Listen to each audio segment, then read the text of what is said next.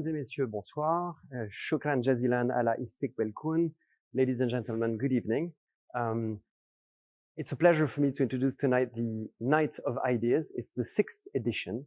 And having participated in several of the previous editions, I can tell you it's a fascinating event. It takes place worldwide, in France, but also in many other countries, in many different environments, in cinemas, in French institutes, in concert halls, in museums, in universities. And when it was the time of a physical presence, it looked a bit like Woodstock, but now this is going to be digital and it's going to be even more fascinating. There was a saying in the 1970s in France, we used to say, we don't have oil, but we have ideas. The great thing with the UAE is you have both. So I guess it's going to be a very, very interesting event. The theme worldwide of the Night of Ideas is closer. With the pandemic, we've had to reinvent our relationship to space, our relationship to territory. We've had to remake our bonds of sociability and of interacting with space. So this evening conference is going to be exploring that topic with a particular relationship to the UAE, because it will focus on a very specific place, which is very close to here, the Corniche. It will explore the relationship to space, the different groups which interact on the Corniche and the different forms of sociability in that specific place. I would like to thank particularly the partners of this event, New York University Abu Dhabi and the Abu Dhabi Youth Hub, for their splendid support and collaboration on this project.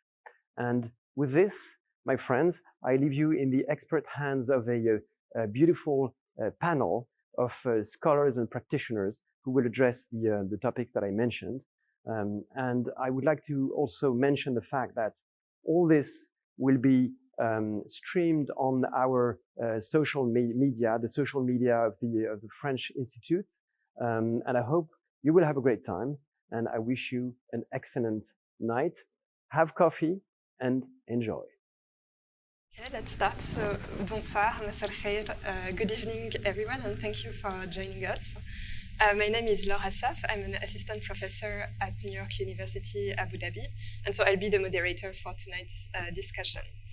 So tonight's event is actually part of a much larger initiative called La Nuit des Idées, the Night of Ideas, that is coordinated by the French Institute in various locations around the world. And the purpose of this event is to invite us to reflect on a common theme across these different countries where the Institute is located. And for the 2021 edition, the theme is proche in French, which is actually a term that is very difficult to translate into English, but which means something like being close to each other, being near each other, an idea of proximity, of interactions between people. And so as an introduction, I'm going to say a few words about how we've decided to address this theme in tonight's roundtable, and then I'll introduce our panelists for tonight. So this idea of proximity, of being close, sort of resonates strangely at the moment in the current context, which is that of the COVID-19 pandemic, obviously, and all the impact it had on how we organize our social lives and our interactions with each other. In particular, it has raised many preoccupations and many discussions about the way these many social activities, interactions, etc., have been moved online or out of regular social spaces in the city as a result of the pandemic, and how this impacts the way that we relate to each other.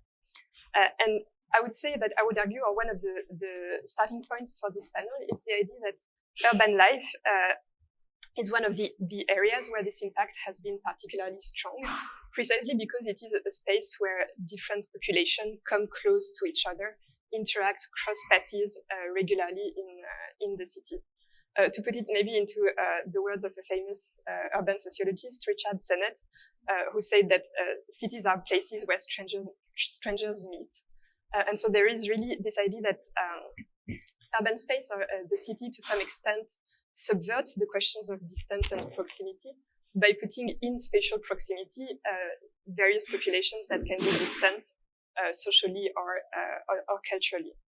And I think these questions are particularly relevant in Abu Dhabi, where we are currently located, in the sense that this is a place that is an extremely diverse city, where more than 80% of the population is composed by non-citizens. It's also a city that's plural in terms of the languages that are spoken, in terms of the different religions that are present in urban space. But it is also a city that is constantly changing, which makes its urban landscape a very shifting or moving one. And it has undergone tremendous transformations in the past 50 years. So the way we've decided to address these questions in this panel and to frame our discussion is to think about the question of the production of space, to quote the expression of another famous urban theorist, the French geographer Henri Lefebvre, who notably underlines that space and urban space in particular, or the space we inhabit daily, is never a blank slate. It's always a social space, a space that is qualified, that is produced by both the persons who design it and the users of space. And specifically, Lefebvre underlines how there are many actors who take part in the production of space. On the one hand, state institutions and actors, engineers, architects, those who conceive and design urban space, but also all the people who live and occupy and use it daily in their everyday lives, and who inscribe their practices and their own meaning in this space. And we could add also all the artists or ordinary city dwellers who, through their representations, through their imaginaries, also contribute to constitute this space. And so this is what we're going to address today with our panelists, and it is this sort of multi-dimensional quality of social space that we've tried to reflect in our panel, because you all come from very different disciplines. You are scholars and practitioners from various fields, and the idea here is to discuss how social spaces are made in Abu Dhabi, who makes them and for whom and how, but also how individuals and collectives use and appropriate these spaces in the city.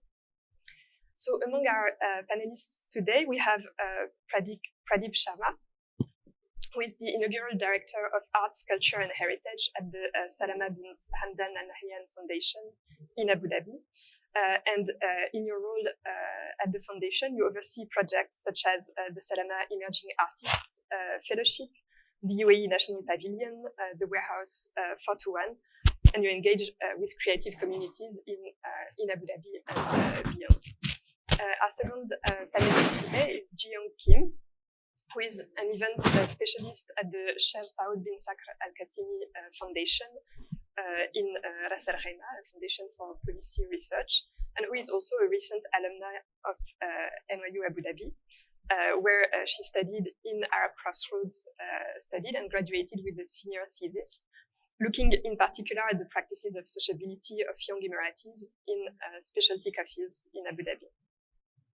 Our next speaker is Alamira Rayman Hashimi. She is an urbanist, architect, and historian. She is also the first Emirati woman to graduate with a PhD in urban planning. And she is the author of several publications, including a famous book, Planning Abu Dhabi and Urban History, which is an extensive monograph on the history of urban development in Abu Dhabi. And she is currently involved with many government initiatives around these questions of documenting and preserving urban development, the history of urban development in Abu Dhabi, and sharing her expertise in urban planning.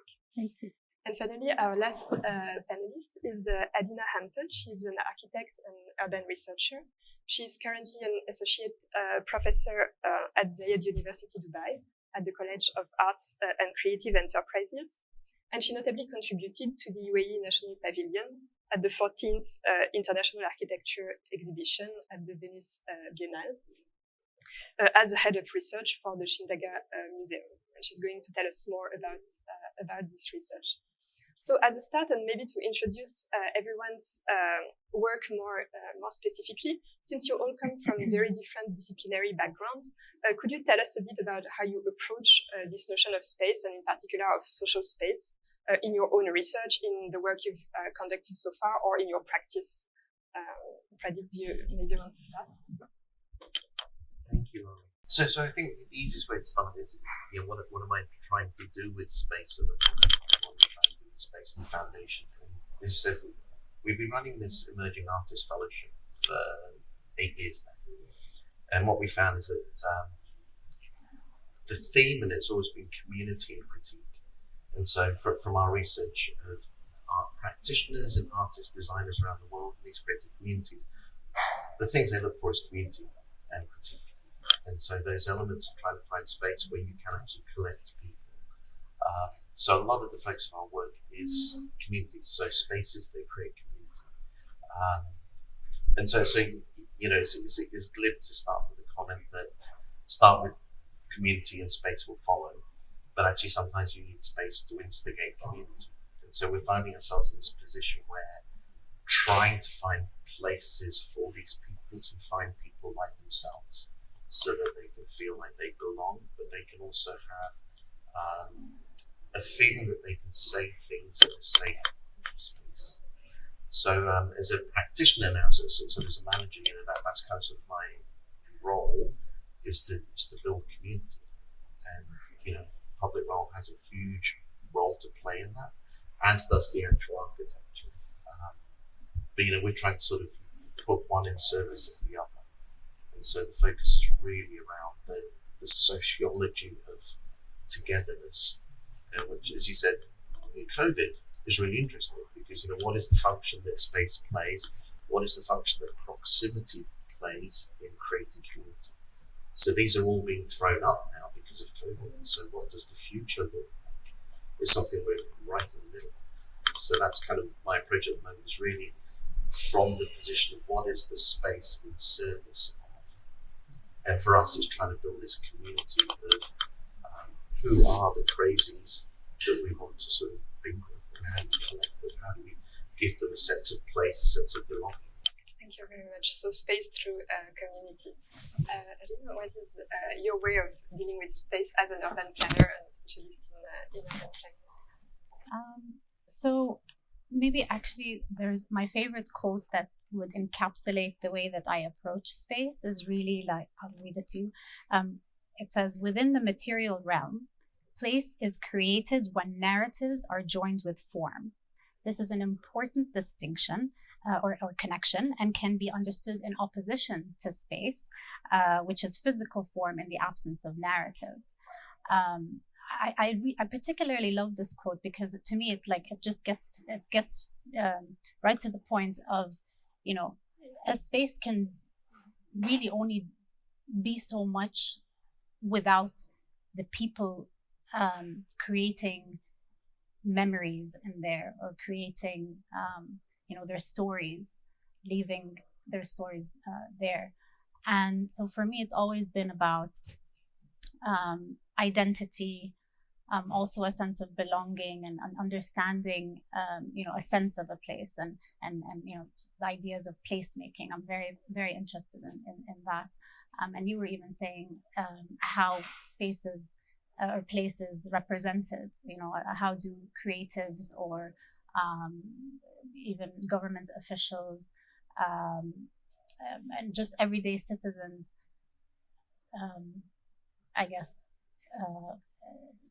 give you an image of a city or of a place.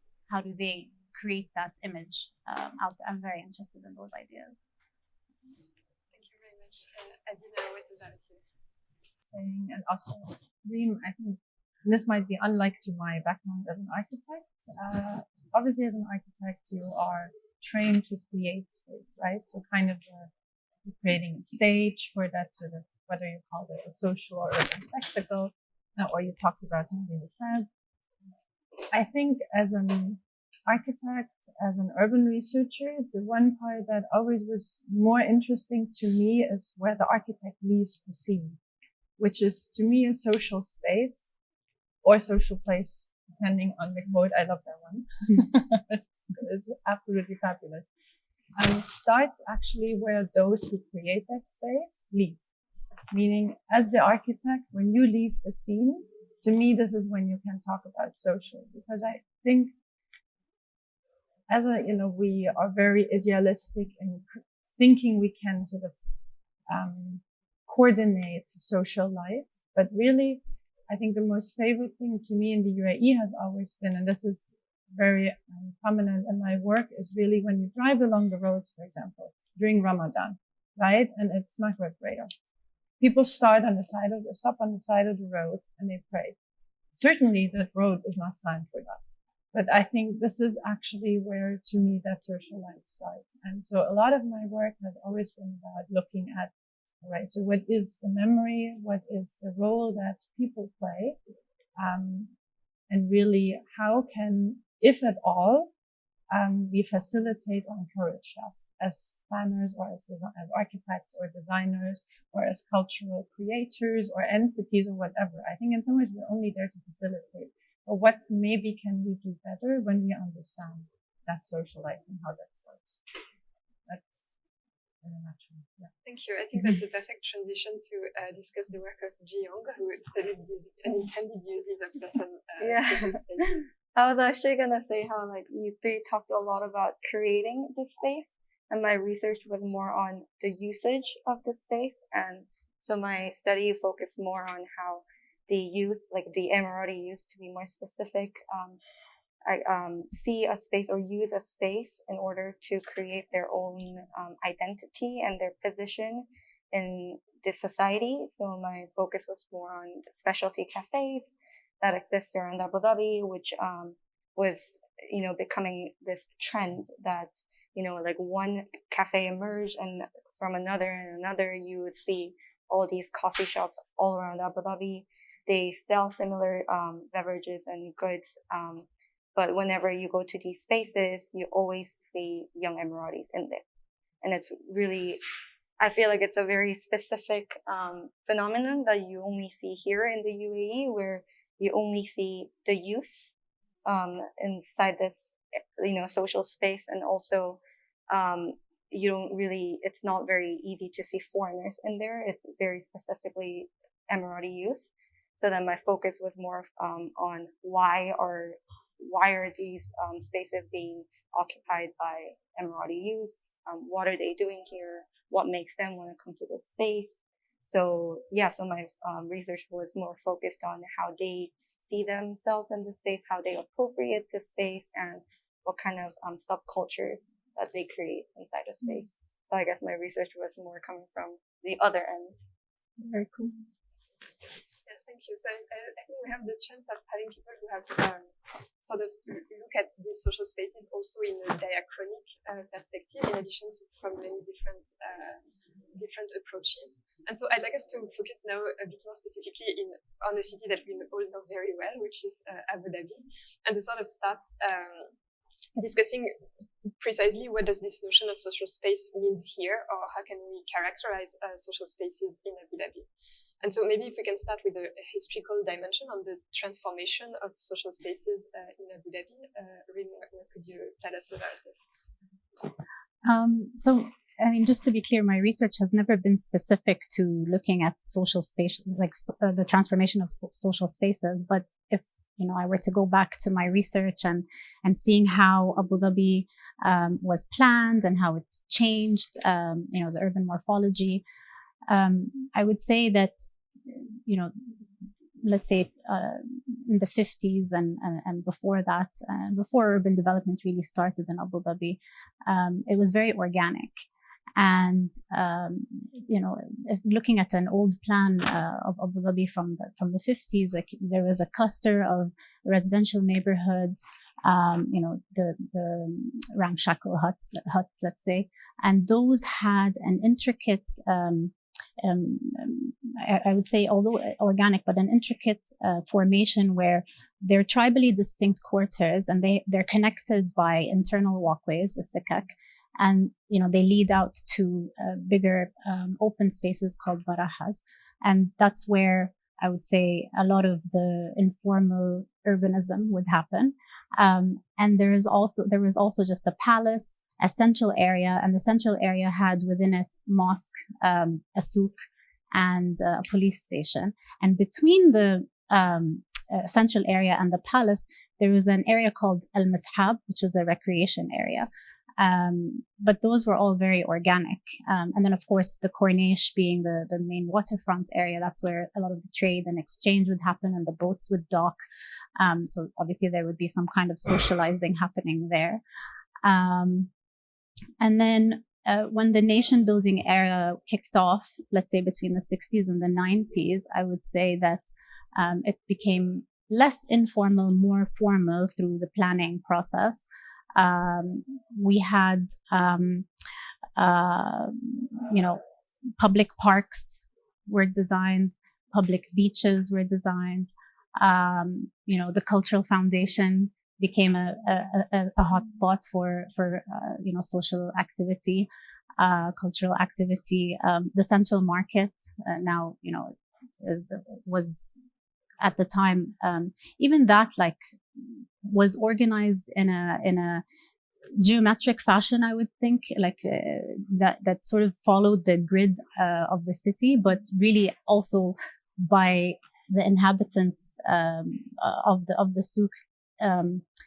It became more like a bazaar, and I would say also slowly there was a bit more commercialization of spaces. So we had hotels and cinemas and that kind of thing. And then, and shopping centers, of course. And then in the 2000s onwards to now, I think there was a little bit more of a deliberate planning in terms of there was a much more of a concern of the image of the city.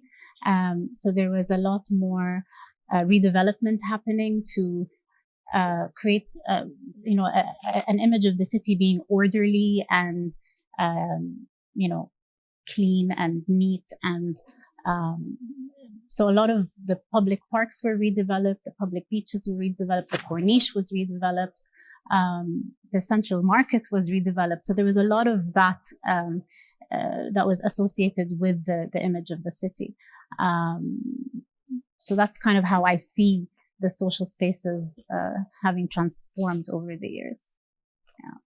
Thank you. That's very interesting. And I think, if we think about what are the spaces that are the most appropriated in Abu Dhabi now, I guess the Corniche, but also, the inside of blocks, kind of like these recreational areas that you were talking about, are very much still appropriated today in many different ways by people who reside Absolutely. there. So Adina, you worked a bit more specifically on one very important historical social space in the UAE, which is the Majlis. Could you tell us a bit more about this space? Yes. I think very much in sort of addition to what Reem was talking about, you have this transition from the 60s all the way to today, to perhaps more structured planned in many ways. And I think if you look back, even way, way earlier than the 60s, actually, where, maybe some of the first settlements recorded go back, you find these social spaces that were not planned, that were not in any way public, but they were similar to what we're sitting in, a place for gathering, but they were also much more a place for gathering for this kind of social proximity or exchange. They were also spaces for cultural exchange. They were spaces for political decisions. They were spaces for even economical dimensions, because this is where contracts were made. Whether there was, actual development contracts or there were trade discussion. Do you have perhaps the early form really for Majlis? You don't need to have a beautiful space the way we are sitting in right now, which is quite fantastic to look at the water, right? But the earliest form you could say of a Majlis is really all you need is a carpet to sit down, right? Because the Majlis comes from the word jalasa, which refers to a place to sit down, and actually was used to solve disputes. So way, way back, people would sit down and on the carpet, and they would have their conversations, they would have their discussions, and it was very informal, very approachable. And we both were just talking about this, how over the years, I would say, a Majlis Amiras, maybe 50 years ago, would have been not so difficult to enter by a foreigner. I can't really think about if I could go to a particular matches today without invitation. And I think this is almost the matches perhaps has become it's very inclusive, incredibly participatory space, which literally was open, whether it was a family matches, or it was open to the extended family, it was a community matches, it was open to anybody in the community. And even the matches of the rulers were open to people to enter. And this is actually how Zayed, or in Dubai, Hashim, would receive comments, would receive the interest of the community in the development, and kind of actually could make decisions based on what were the needs of the community at that time. And it wasn't so uncommon that foreign partners or foreign residents were allowed to enter that too, right? They were very much part of the audience. Today, I think a lot of the matches have become, I don't want to say exclusive, but many of them you now require an invitation. And to me, I always wonder, why is that? So to me, the matches is, if there is a form of participation in any form of city development, it's the matches. The Western planners always look towards participatory planning and design, but I really think it's the matches. And if we look into history, it was that. But slowly, I think that this inclusivity that the matches have and this openness, Amman has become a little bit more closed. I'm not entirely sure why that is, but what I have noticed is that the physical space has sort of moved online. We now have the digital matches, right? Which certainly perhaps has, if you want to consider that as part of city planning, so it has moved from the most simplest form of a carpet to this kind of ad hoc, or from a domestic to a community to a city space, to then actually really come almost a worldwide space where you have an online version of the matches. And I think that is a very different dimension when we talk about the city, because what does that mean? Like, is the city stop? Like, how far does it go? Yeah, and I think Abu Dhabi is very much a body of that, the whole UAE. I think that's a very interesting point also, because you mentioned that one of the dimensions of the Majlis was the multiplicity of functions, right, that are also part of the definitions of public spaces, for example, in urban theory. And I guess that is definitely something that you find online today, or like the place that has the most multiple functions we can imagine are these online spaces. And of course, all the questions also of access, of openness are very relevant to that point. Moving on maybe to thinking more about the contemporary, precisely social spaces in Abu Dhabi. Pradeep, you were talking earlier about building community. And so how does one precisely make a community space in Abu Dhabi, or how does maybe your work contribute to that dimension? What is maybe also the evolutions that you've seen yourself in the existence of these artistic communities in the UAE? I do want to start off with a general warning that there will be a lot of generalizations in my comments, and I'll try and make them particular, but I'm also really conscious that we talk in abstracts. And, I want to go back to the quote that Reem said about, what makes a space a place? Because there is a distinction, and this notion of narrative, and your own personal narrative with space.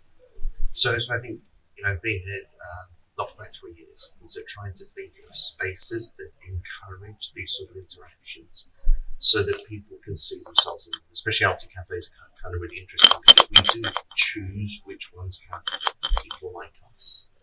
And so you can see how we aggregate this as just a human behavior, we aggregate it towards some of these places.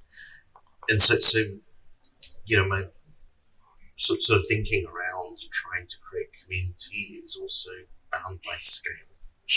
So some of these things that we're talking about, we're talking about city scales, we're talking about these really large urban blocks that we have here, which are designed for the car.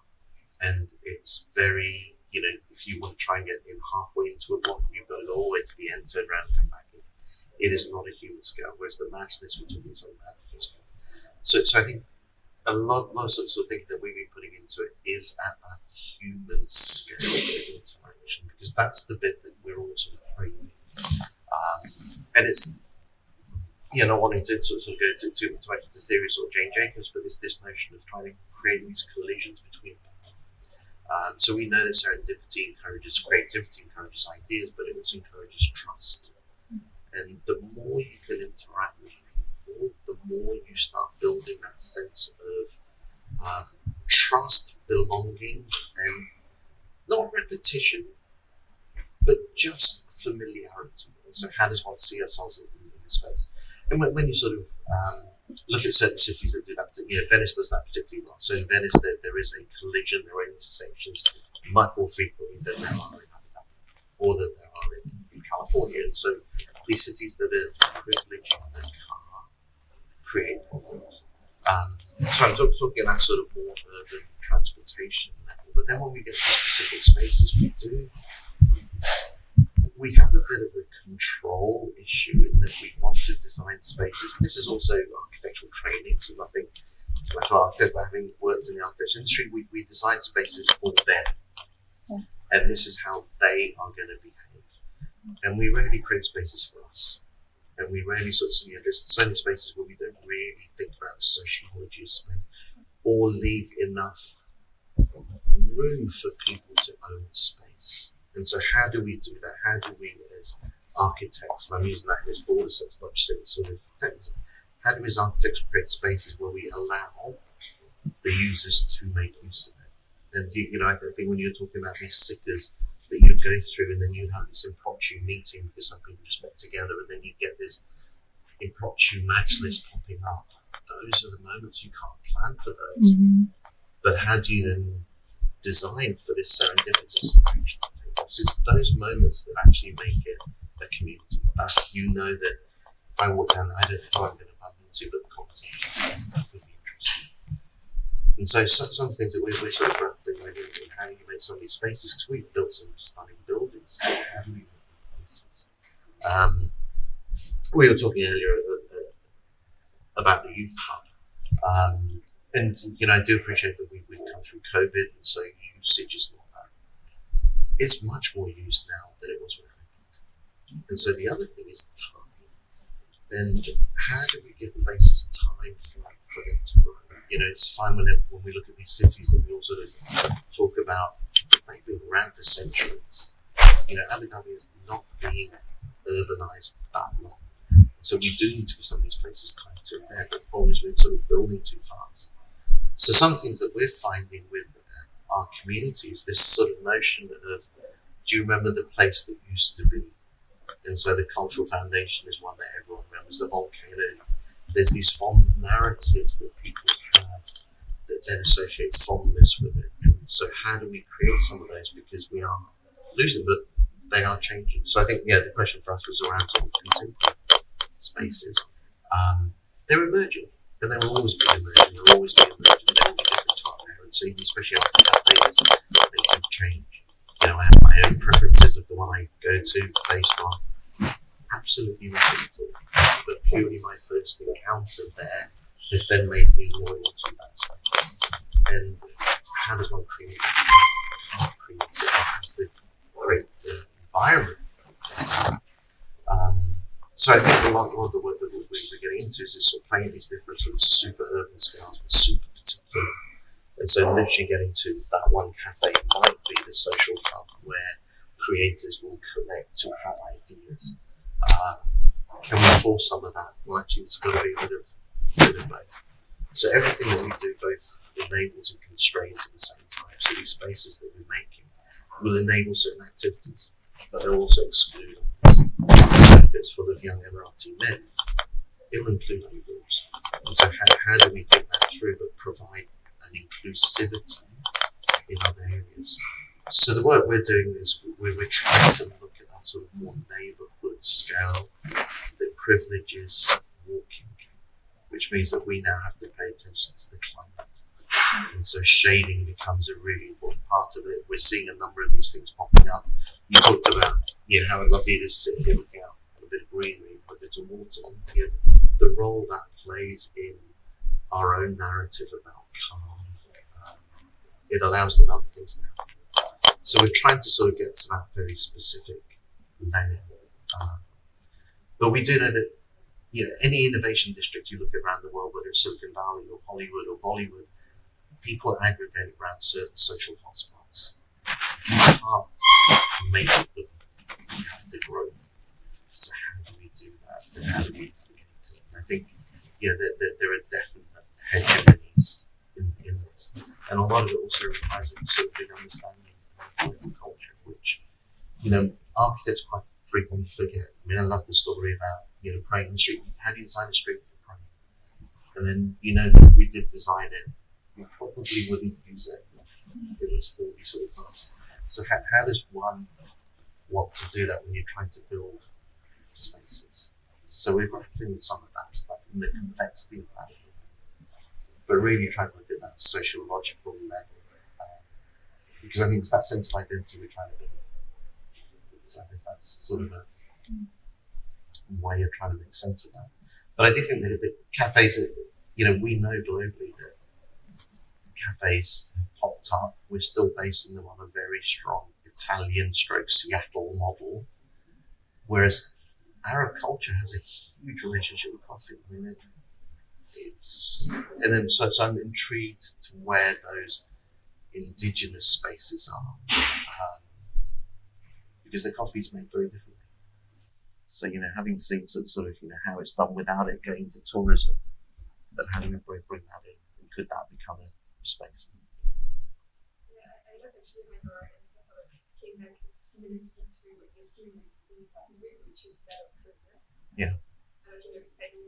What makes a space so social is present again to meeting, and that comes back also to what we were saying about I think it's been fascinating with distance working and also distance education, just seeing the job that an office space does isn't task oriented. It is the social, so we're in a hybrid work situation at the moment.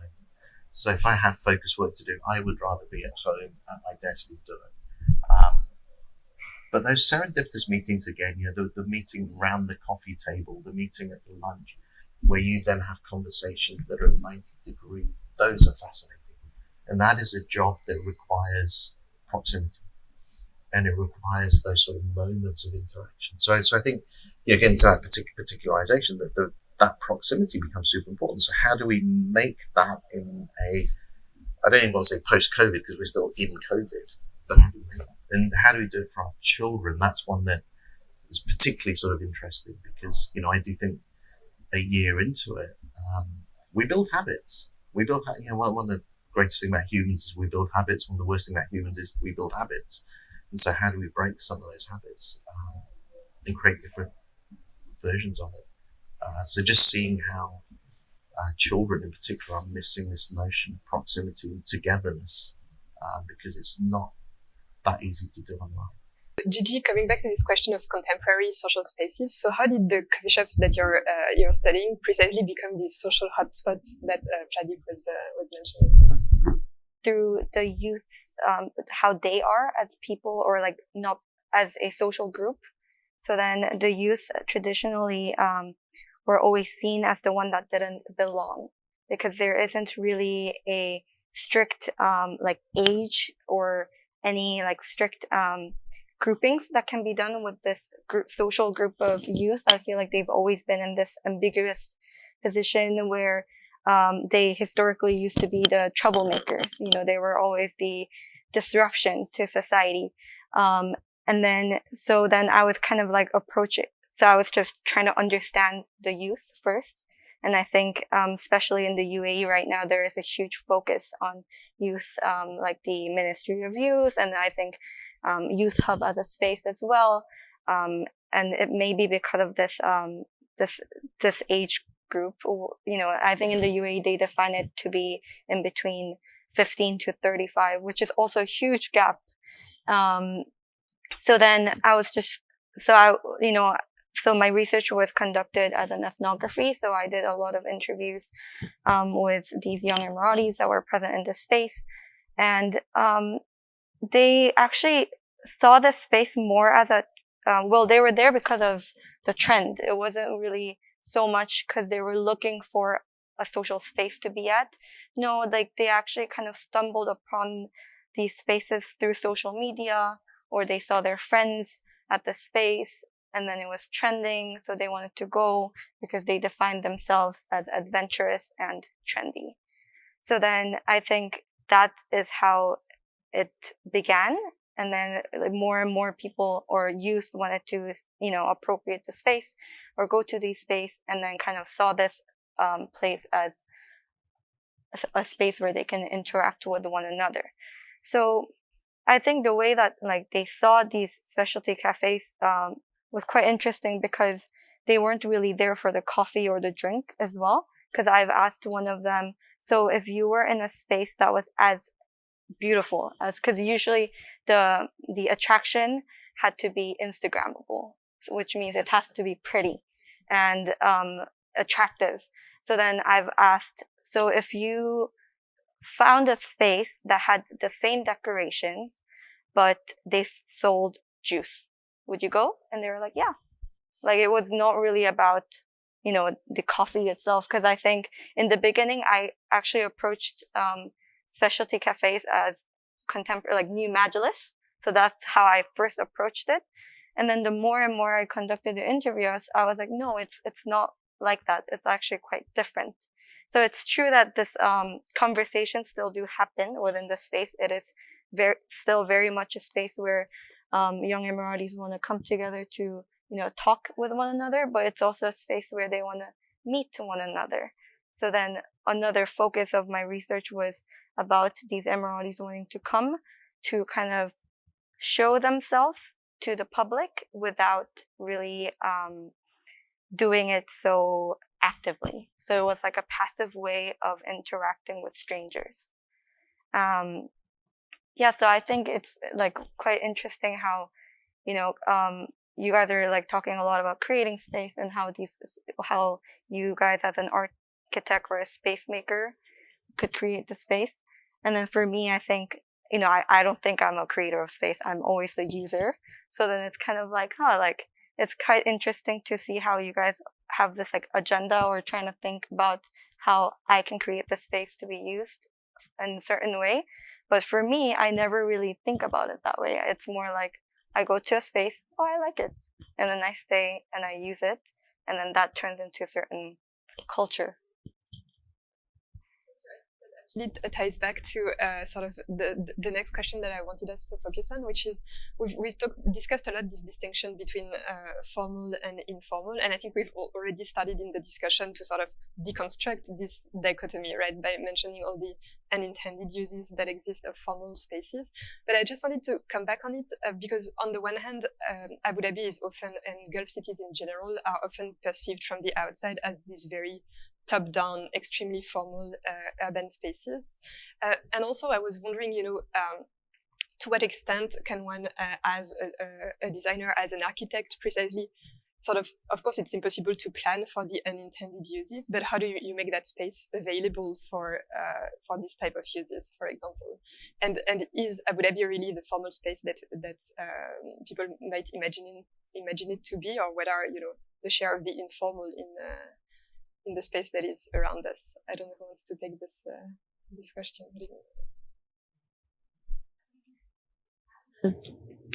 Architect, designer, urbanist, it's always been a question that I've grappled with, is how far do you design, and where is that balance, to allow for things to happen organically as well, to provide opportunities, but also to allow for things to happen organically. It's always a question that I feel it's going to be something we'll grapple with forever.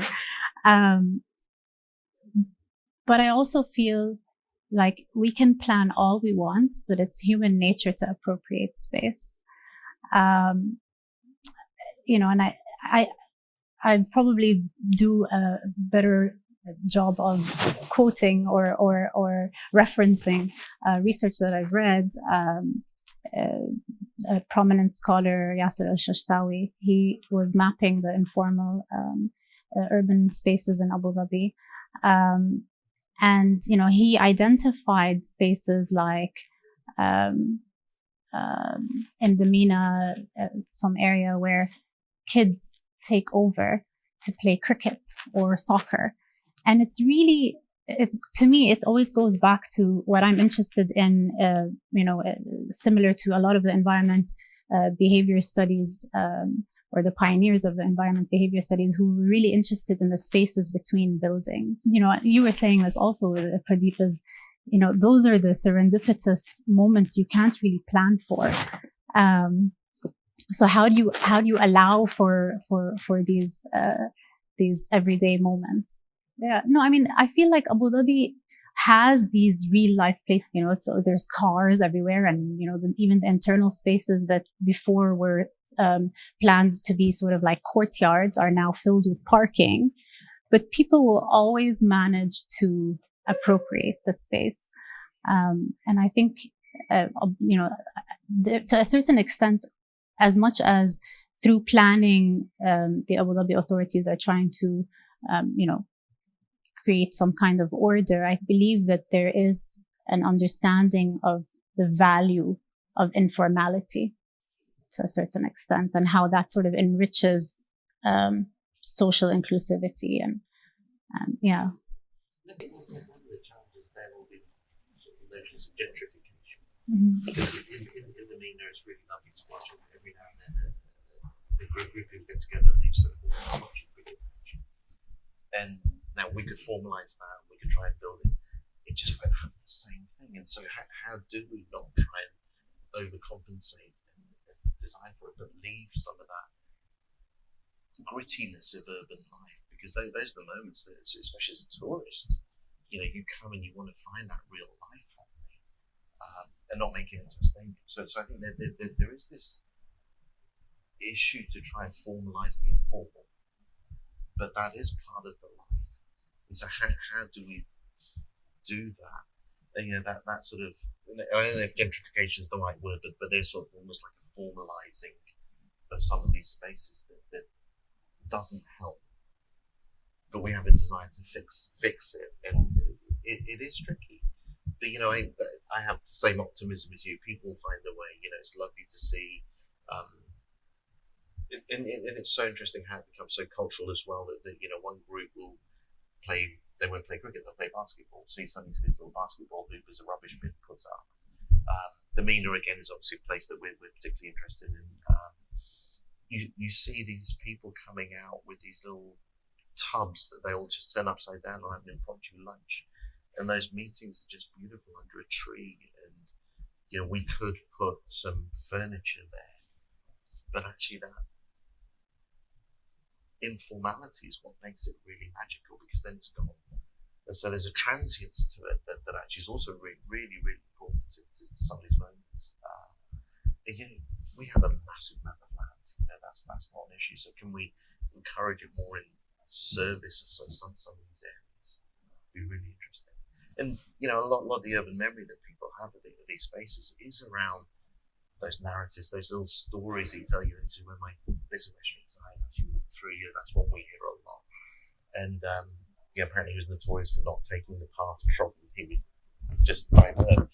And it's those moments of informality that actually are really fascinating, and they do bring cities to life. I found it really fascinating. Like when I go to work, there is a souk right by the water. And I've never seen this in Abu Dhabi or Dubai, but I would always see like 6 old Emirati men who sit around a small tree with like plastic benches with their trucks parked. So then I would always pass by, and every day at the same time when I go to work, I would see them. I have no idea what conversations that they're having, but it was just so maybe not weird, but it was very unfamiliar. Because I think me living in the UAE for 4 years or in Abu Dhabi for 4 years, I think it was a view that I never really saw. But I think cricket also is a great example. There's this huge empty lot in front of my apartment, and there's literally nothing. And I would look at that space and used to think, what a shame, because it's right in front of a mangrove. It's so beautiful. It can be used. But every Friday, there are a group of men. Yeah, they come out and play cricket. So I was looking at that space thinking, actually, never mind. I think it's actually better for that space to be left empty. I think, it's very interesting that you're talking about this the unplanned, right? And sort of the informal. And I think I remember when I came in the late 90s and in the early 2000s, a couple times I would come a couple times every year to Dubai at that time, but also Abu Dhabi. You would see people in sort of, what is this green strip between the roads? And so people would sit there and kind of have a picnic. Or you would, as Reem, you were talking about, in the sick house, they would gather, right? Or they would sort of sit around on almost discarded furniture. And that sort of becomes your informal living room, gathering space. And when I think of that, there's always this... Stefano Bianca calls the Arab city, he refers to the city and the house, he refers to the city in the house, right? So there's these various degrees of publicness, of privateness that I think exist, that we may not necessarily have in a Western city, but that certainly we have here, where you do have a form of a living room, or call it the majlis, outside of the boundary wall, right? You may have also the gathering space in the middle of that road on a green strip that clearly wasn't that, similar to the side of the road wasn't meant for praying. It probably wasn't meant for sitting and having a picnic, but you used to see that. And I think sometimes as planners or as those who create space, certainly we're trying to sort of plan for the best to that spontaneous behavior. But really you can't, because you never know what people really do. Perhaps the only thing that one could do is actually study that, right? So is actually study, okay, what is it that people do in a place after it's finished? What is it, what they do, in an area that maybe it wasn't supposed to be that. And I guess learn from that. And the only thing then that you could probably try and do, and I love what you talked about, Pradeep, of trying to see how can we facilitate these social spaces, is perhaps really only understanding what encourages people to meet, what encourages people to maybe meet here versus there, maybe sit there versus here, or walk that angle versus walking straight. I don't know. These are certainly all things that probably are much more ethnographic, sociology, psychology research than are actually architectural urban research. And I think this is where certainly in architecture and urbanism, there's a lot to be learned from these disciplines, because that's, I would say, as much as architecture and cities are for people, sometimes I feel that that's what, I don't want to say we lack, but that maybe we have forgotten, might be for lack of better word. And sometimes I think we need to remember the value and the use of people and how to bring them in. And I feel that certainly the idea of the majlis in the past was that, right? And when you look at the UAE, there is so many opportunities where even the youth is brought in, which you don't see in so many other countries. And I think, Pradeep, you were talking about proximity and closeness and trust, and sort of this repeated or approachability. And I think it's also how approachable is the leadership of the country. And I think it's very approachable, and that you don't have in a lot of other countries. So I think it's seeing that continuously perhaps encourages that conversation more than in other places. I think, thank you all for these insights that are really useful, and I think this speaks also to the diversity of the population in Abu Dhabi, right? And the idea that also maybe some population would seek within urban space or within the city places of gathering that are not necessarily available in their private residences or in their own domestic quarters. I think we're reaching the end of the time allotted for our panel. So just one last question that maybe lumping together sort of the general context in which we are at the moment, because on the one hand, we are in the youth hub, in this majlis that has been created as a space to be appropriated by the youth and sort of looking towards the future and allowing them to develop projects that would hopefully innovate or modify or shape the future. And at the same time, we are in the middle of a pandemic, right, where everything has been disrupted, or the ways we gather, the way we relate to each other have been moved mainly online. And so if you could just in a few sentences tell us your perspectives maybe for the future, or how you see these things evolving and modifying.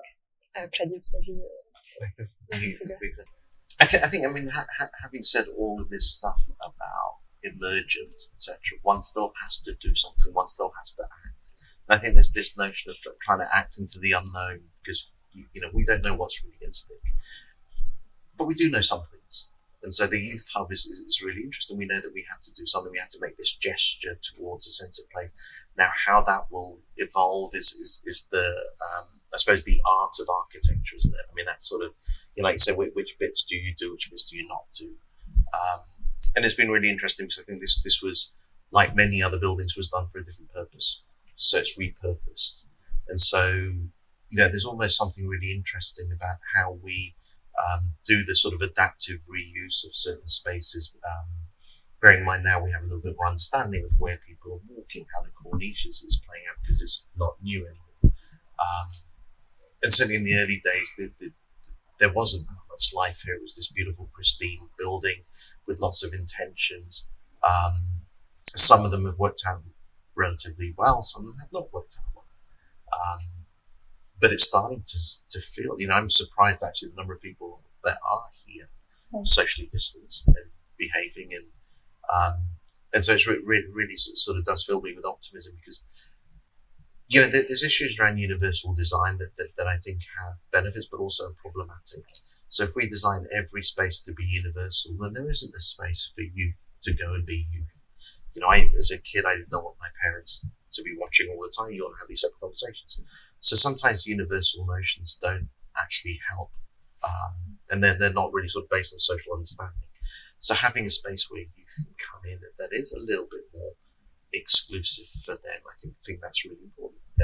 And so that focus, I think, is really welcomed.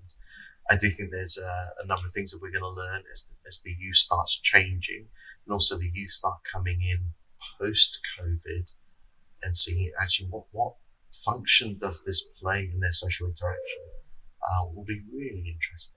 And you know, of course the aspirations is this is a platform for future work and future relations, future interactions. It'll be really interesting to see what gestures we then need to do in response to that. So I think, you know, you've got to do something. And so this has been a great gesture, I think, to seeing it. I do think that some of the learnings between it was interesting. We talked about Russell Kamer and the Youth Hub there versus the one in Dubai. There's some of the basic things that we miss out. You know, can you get to it? Can you park? Can you get up the stairs? It's those elements that I think are where we can make strong statements, because they also are the barriers to entry. If you can't get up the stairs, actually it's going to exclude many of the youth who are determined. And so, you know, I think that there's some real interesting dynamics between them. So the Youth Hub itself, I think, is really fascinating, but thinking of it in relationship to the one in Dubai and the one in Russell Kamer, that starts becoming really, really interesting. Thank you. I think for me, the Youth Hub is quite interesting, because I remember this is where I spent a lot of my time as a student. Yeah, because I think for me, I used Abu Dhabi, I used the space as a student. And right after I graduated, I left Iraq. So I still, and I think when I first came here, there was most of the places that were available to people of my age were commercial spaces. So I think there wasn't really a space that was dedicated for us to gather or to study. And I think, for instance, like Specialty Cafe would be one space where I would go to study. And I really do appreciate this space. I remember I was very excited when this building was built, and I remember speaking to Professor Assaf saying, oh, like, when's the Youth Hub opening? I really want to go. And this very space was where I actually wrote my capstone and spent a lot of time.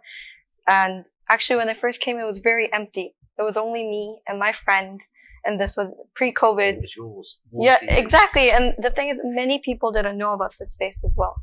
But I think, and then I'm back, and I was actually very surprised to see how actively, you know, this space is actually being used. And I think that's because there was a lack of, I think, space for students or people that are of younger age to use, because most of the spaces were hotels, malls, restaurants, a place with a specific purpose. And I think this space kind of doesn't have a specific purpose, right? There's a library, there's a shop, cafe, restaurant, like little rooms, art room, like it's just a space where I can do whatever I want to do. And I think that's why it's attracting more people.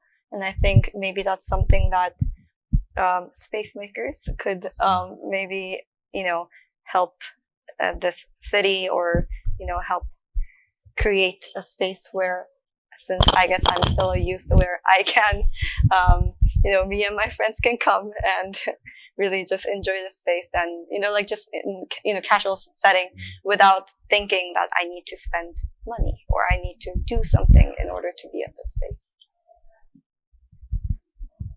I guess we're looking at the Youth Hub as a public space in a way. And coming at it from the perspective of a global pandemic, it's interesting to kind of see how the pandemic has impacted people's relationship with public spaces, in a public space like this. And, questions come to mind like, how will these new social behaviors, like social distancing, like will these be, will they remain, or are they ephemeral? To what degree has the pandemic been transformational in terms of designing public spaces or the use of public space? So it's interesting to me, like coming here today and seeing, as you said, Jiyoung, that it's an active space, and how, even us, while we're sitting here together, we're like, respecting social distancing, wearing our masks. What is this going to mean for the future of public space, for the youth, for the people in general? For me, it's just, I'm just reflecting. I don't have a specific response, but it's just, it's really making me think, it might be too early to really ascertain how the global pandemic is going to affect planning and design. Like, is 2020 really going to show us a before and after in planning and design? It will be interesting to see.